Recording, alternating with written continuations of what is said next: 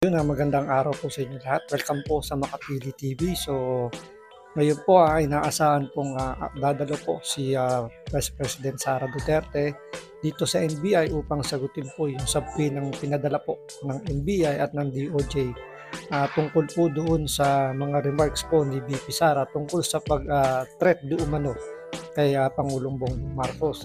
So, pinasasagot po siya dito sa NBI kung bakit na po nasabi yun. So, marami pong titingnan po ang NBA dito kung nararapat ba na masampahan po ng kaso o ng reklamo itong si VP Sara. Kaya po ngayon po kasamaang palad mukhang hindi po makakadalo si VP Sara dito sa press con na ginawa ng NBI sa hindi nating alam na kadahilanan, pero sa pagkakaalam ko po na-receive naman po ni VP Sara yung subpoena through his lawyer at hindi lang po natin nakuha po yung detalye kung sumugot sila through counter affidavit man yung kailang isasubmit. Pero ayun pa rin inaantay pa rin po ng NBI kung tutugon pa si VP Sara kasi nakaschedule po sila ngayon para humarap sa subpoena. Regarding din po sa kanila, mukhang humihingi pa yata ng another schedule ang Vice President para sagutin po yung subpoena. Ito, panoorin po natin itong press con po ng NBI tungkol po sa hindi po pagpunta at yung kung ano po yung mangyayari doon sa subpoena ng inihain po nila laban po kay Sara Duterte, ang ating Vice President. So, bago po natin simulan tong live press con po ng NBI, kung hindi ka po nakasubscribe sa Makapili TV, baka pwede naman po pakipindot po muna yung subscribe button. At the same time, palike na rin po ng video, wala naman pong bayad dyan. Kaya pindot na. So ito, panoorin po natin itong press con po ng NBI tungkol po sa subpoena na hindi po dinaluhan ngayon ni VP Sara.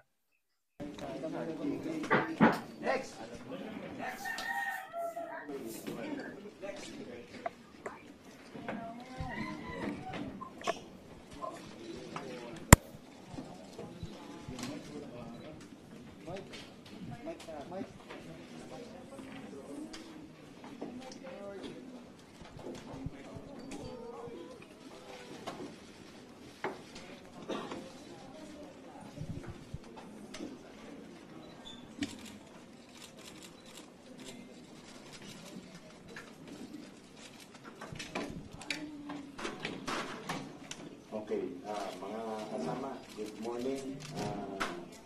Thank you sa inyong presence this morning.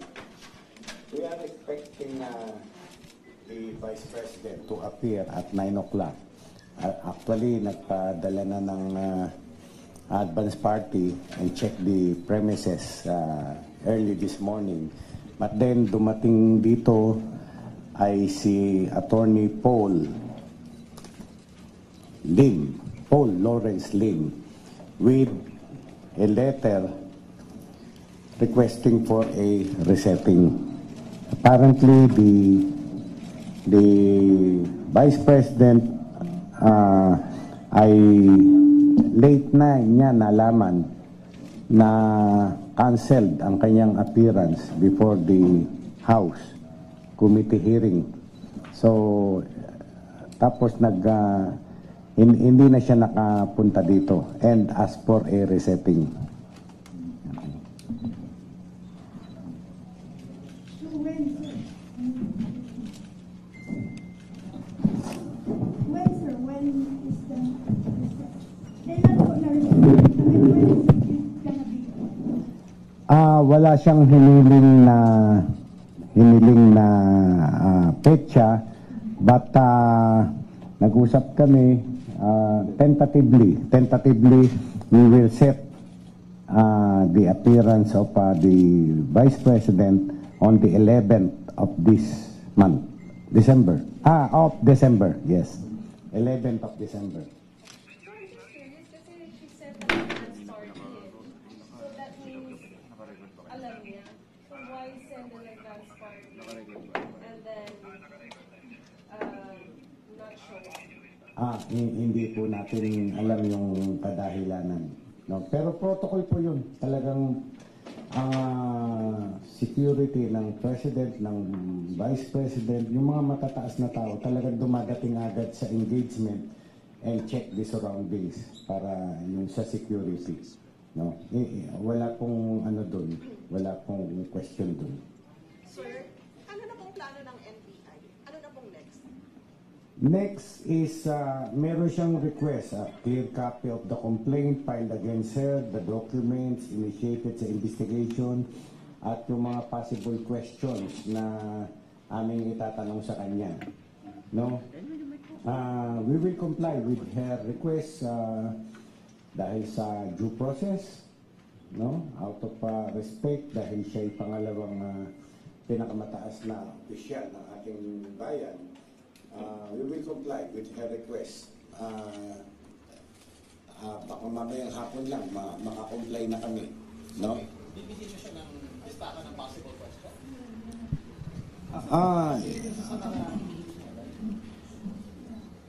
Pag-uusapan namin yan. Pag-uusapan namin yan. Pero, dalawang points eh. Dalawang point. Alright? We are investigating yung video clips where nag-threat siya na ipapapatay niya the president, the first lady, and the speaker of the house. She is also claiming that there is a threat on her life. Hindi namin ite-take for granted yan. So, dalawang portion, yung threat sa president, first lady, and the speaker. Second, also, ay yung threat naman sa kanyang buhay. Baka gusto niyang makipagtulungan sa amin nang maimbestigahan yan. Remember, ang mandate namin is to step in whenever there is threat to the life of the president, the vice president, down hanggang sa ating punong mahistrado, no? Kaya iimbestigahan namin yan lahat ng aspect. So, sir,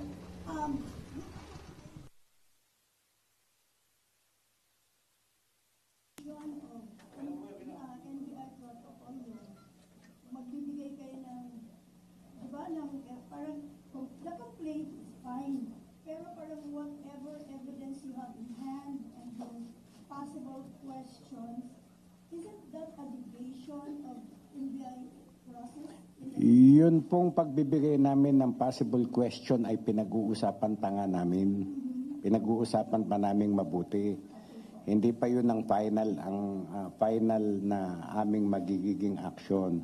But then, a-appraise namin siya kung ano yung iniimbestigahan namin. At sinabi ko nga sa inyo, ang iniimbestigahan namin, yung video clips where nag-threat siya na may nakausap na siyang tao na papatay kay Presidente, sa First Lady at sa Speaker. At yun ay gagawin pagka siya ay namatay. Yun, i-clarify nating maigi yun. Now, may claim din siya na there is a threat on her life. Vice President siya, imbestigahan din natin yan. Tatanungin namin siya, sino ba yung pinaghihinalaan mo? Kung ano, may ebidensya ba tayo doon sa pinaghihinalaan mo? O no? Ganun po yun.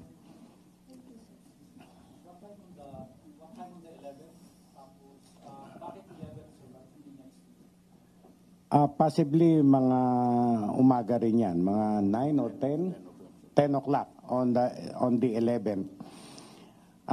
Bakit ganun kalayo? Para mabigyan siya ng pagkakataon na mag-prepare. And also, we will, in the interim, susubpina na namin. Mamaya, isa-serve na ang subpina dun sa mga nag-attend dun sa video clip na identified na namin. No, isusupin na namin sila, mag-shed light, tanungin namin kung nangyari yun, in their presence, nagtatanong sila, yun, surrounding those matters. Una po, magpapadala pa po ng palibago bang supli ng NBI or hindi lang kay BP Sara? Kay BP Sara, yun nga, ipapernis namin siya. Yung mga katanungan niya dito, reply yun which already include the invitation for her to appear before us on the 11th of December.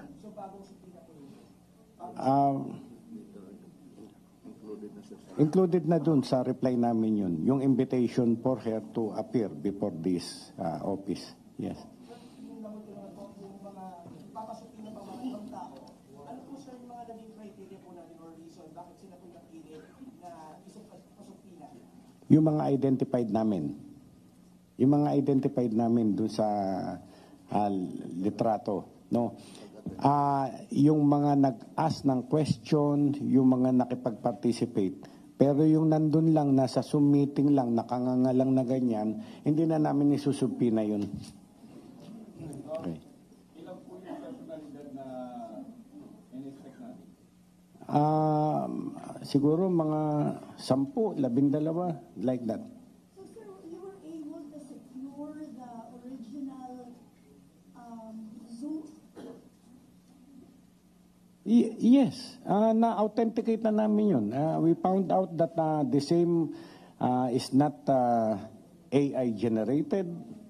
It is it's not deepfake, authentic, no?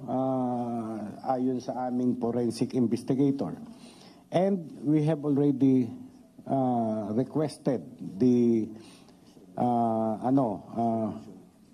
Facebook to preserve it. So sir, how many yung identified and how many yung participants? Marami yun actually, marami.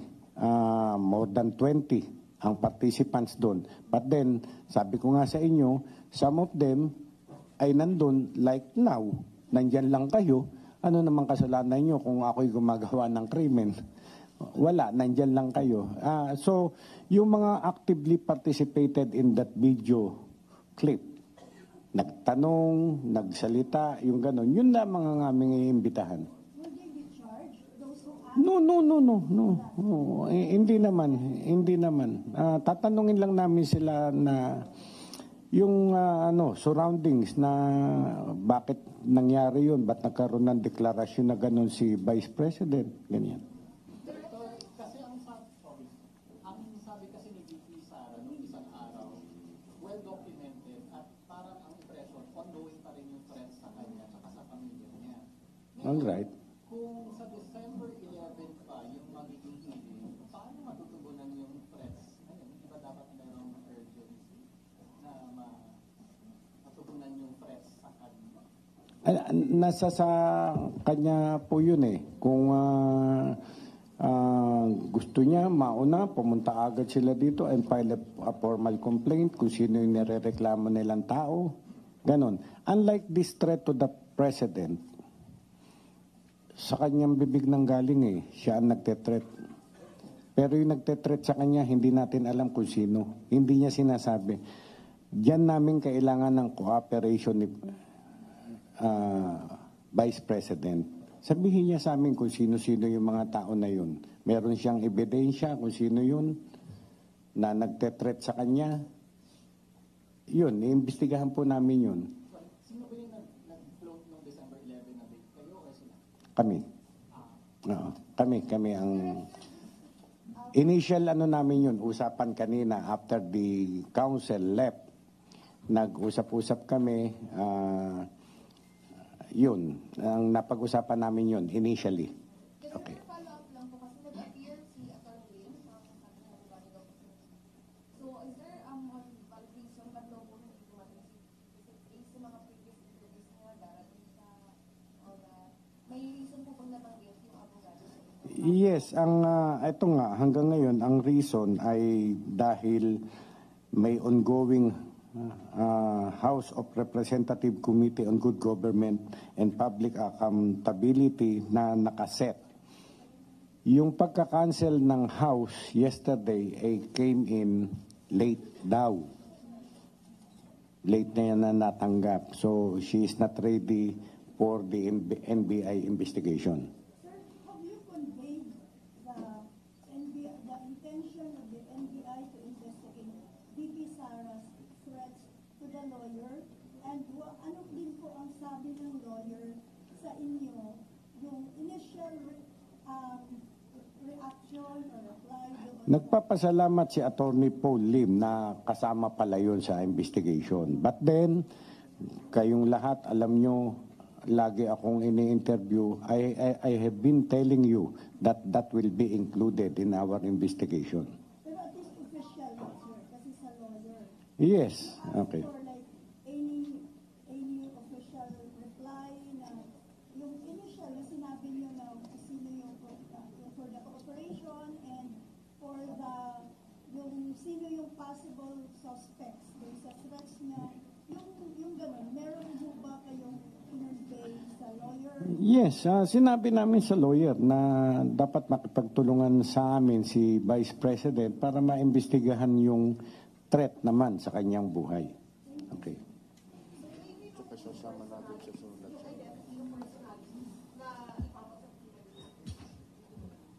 Pine-prepare na ngayon. Pine-prepare na yung aming subpoena. Hindi ko matandaan yung mga pangalan. Mostly members of the media. Yung staff po na OVP na nag-organize, I assume one of them organized that Zoom meeting. Pati po ba yun? Yes. Yes. Including the may-ari ng platform. Sir, just to be quite technical about it, sir, kasi nasabi din naman sa press conference before na she's being eyed as a self-confessed mastermind. So, our probe here is looking at the VP. Para siyang suspect talaga dito. Hindi naman. Kaya nga pinagpapaliwanag natin siya to shed light. Bakit niya nasabi bakit siya nakapagbitiw ng salita na pag ako namatay, kailangan mamatay yung ganon. At sagot sa kanya nung kausap niya, yes ma'am. Di ba? Ganon. Gaano po kahaba yung full length video? Ilang minuto? Ay, mahaba yung full length. Mahaba yung full length ng video. We have the complete video. Yes.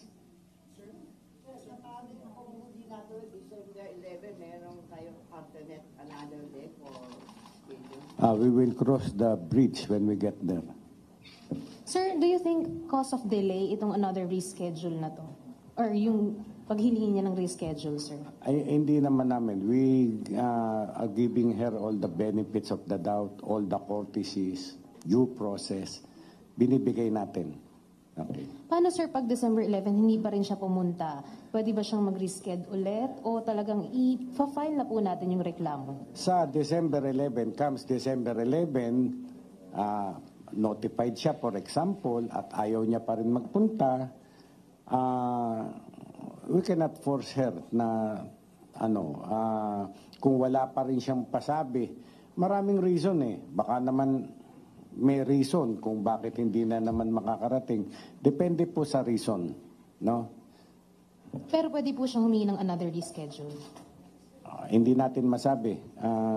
We'll cross the bridge when we get there. Sa December 11 po, kasama na rin yung 20 plus na kasabay na yun. Yung isusupina pa namin? No. We will set the hearing for this mga about 12 lang. Sinabi ko na yung 4 of them should appear in my office, in our office on Miyerkules, 4 na naman sa Huwebes, 4 na naman sa Biyernes. So naipon na namin yun, meron na silang mga statement. So kaya next week, December 11 ay para sa sa Vice President naman. Sir, sorry if makulat ha. Just to be technical about it. Kasi when she was dubbed as the self-confessed mastermind, is she being probed for actually saying that she contracted a killer, di ba?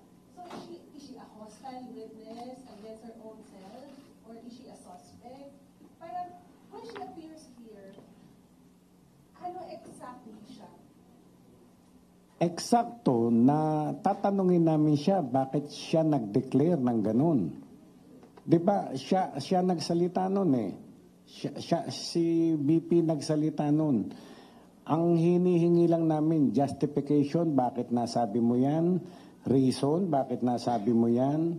Anong background, bakit nasabi mo yan? Lahat tatanungin namin sa kanya. No?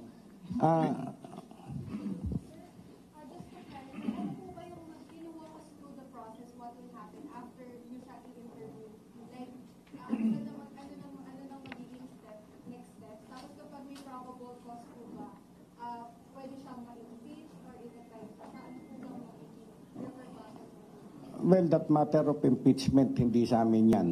Nasa House yan. Remember that impeachment ay nag-i-initiate yan sa House of Representatives. Sa amin ay yung, sabihin na natin, criminal aspect. Yun lamang po. If there's a probable cause, pwede po siya ma-expose at mag-drive? Ganito po, kami po ay fact-finding lamang. Ang NBI ay mag-iimbestiga lamang ng facts. Yung facts na yun na mag-gather namin lahat, including documentary evidence, testimonial evidence, ipapasa po namin yan sa prosecution service ng DOJ. Now, the DOJ will determine whether there is prima facie evidence that may result to conviction. Magsasampa sila ng kaso. Kung wala naman silang at yung ebidensya namin na piniresenta sa kanila ay kulang, hindi tama, pwede nilang i-dismiss ang kaso. Hindi po natin alam. Sir, as a former judge, clarification lang, sir. Is the Vice President immune from suit? Yes, the Vice President is not immune from suit. Nalito. The others may ask. Hindi siya immune from suit. There are already jurisprudence on that matter, like the former Vice President has been charged. The others from that side, sir. Sir, sinabi po ni Vice President Sara the other day na hindi daw po actionable yung threat na yun. It will not hold water. Hindi rin daw po active threat ito kasi hindi naman daw pinatay si Sara. What's your take? Yan nga ang pinag-aaralan naming mabuti kung sinasabi ni BP versus doon sa evidence naming hawak at kung ano yung sinasabi ng batas. Doon lamang po kami. Okay. Yung anti-terror daw na playbook ng gobyerno daw po, Director, yun daw po yung parang ginawa din daw kay dating Kong Teles. Your reaction, sir?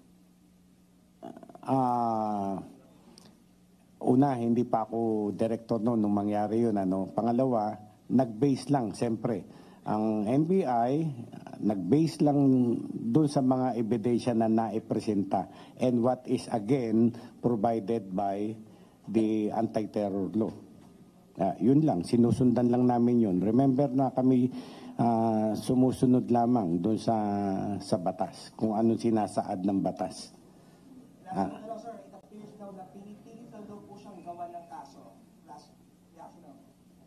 Ay, siyempre, matter of defense na naman yan ni BP Sara, pero lahat naman tayo nakapanood nung threatening video clip. So, dun lang kami nagpa-pound.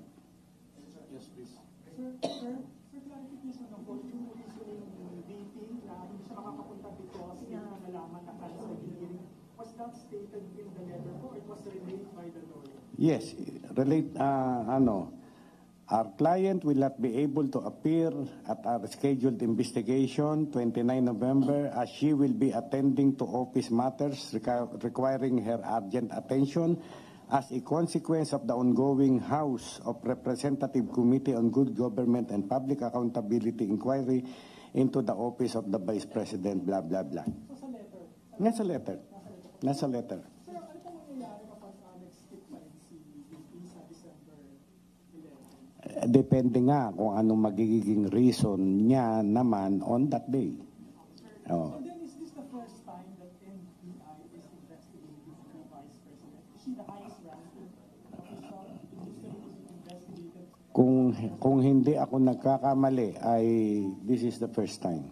That a VP is being investigated by? Yes. So, sir, Because this is also the first time that a VP threatens a president. Sir, sabi niyo po depende sa reason sa December 11. So what are the acceptable reasons and not acceptable? Marami, no? Pangit naman. Ilan ba magkasakit si ma'am, ay valid reason yan, or whatever, na valid reason, no? Except lang yung hindi siya dadating dito, ni ha, ni ho, walang papadalang counsel, that will indicate na nagwe-waive na siya sa kanyang karapatan na humarap sa aming investigasyon.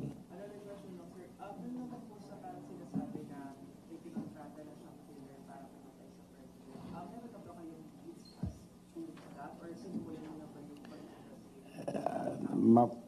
Masusi po naming inaano yan. Pati yung video niya, baka in between the lines, mahuli namin kung sino yung kausap niyang tao na yun.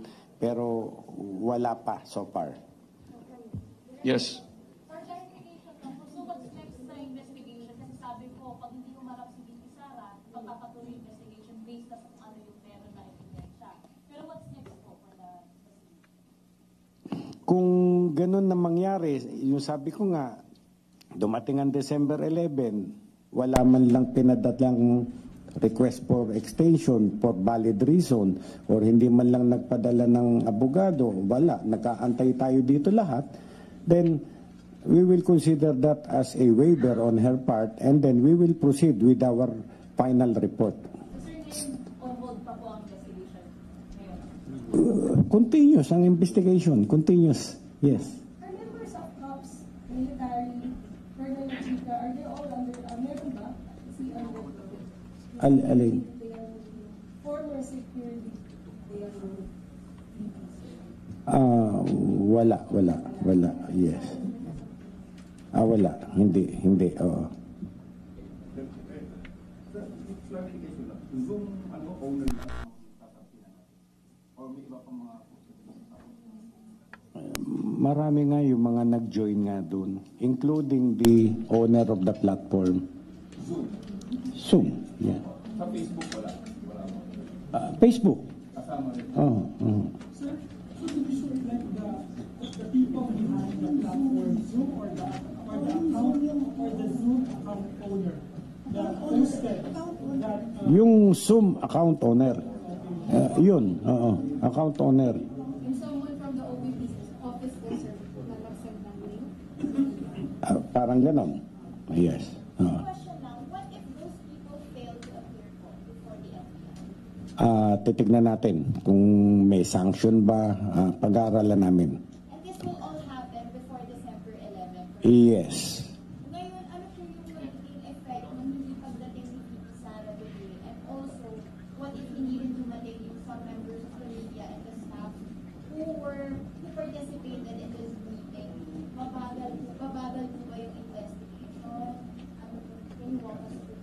Yun nga, sabi ko sa inyo, pagka walang justifiable reason, bakit hindi makaka-appear, we will proceed. Tapusin na namin yung investigation based on what we are holding, yung evidence na hawak namin. Pero kung may justifiable reason, we will maluwag naman tayo dyan. Hindi naman tayo nang iipit ng tao eh. Ang gusto natin yung katotohanan, maliwanagan ng sambayanan. Ganun po.